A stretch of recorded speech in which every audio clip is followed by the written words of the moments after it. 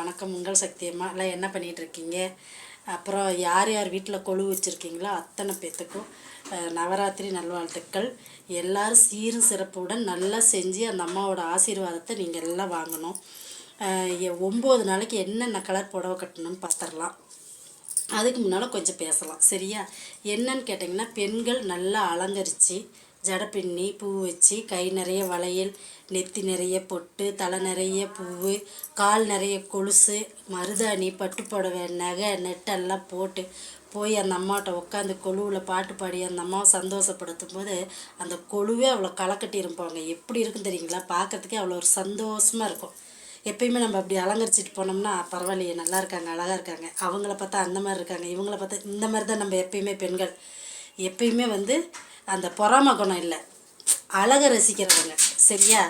அதே மாதிரி இப்போ அந்த 9 நாளைக்கு என்னென்ன கலர் புடவைன்னு பார்த்துடலாம், சரியா?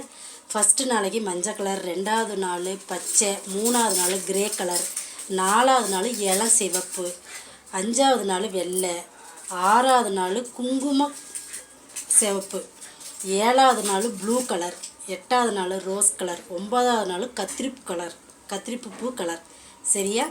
கட்டிக்கிட்டு அது பூஜை பண்ணுவாங்க. அம்மாவுக்கும் அந்த மாதிரி தான் உடுத்தியிருப்பாங்க. நாளைக்கு 9 நாளைக்கு என்னென்ன நெய்வேத்தியம் வைக்கணும்னு பார்த்துடலாம், சரியா? ஓம் சக்தி, அங்காள சக்தி. நல்லதை மட்டுமே நினைப்போம், நல்லதே நடக்கும்.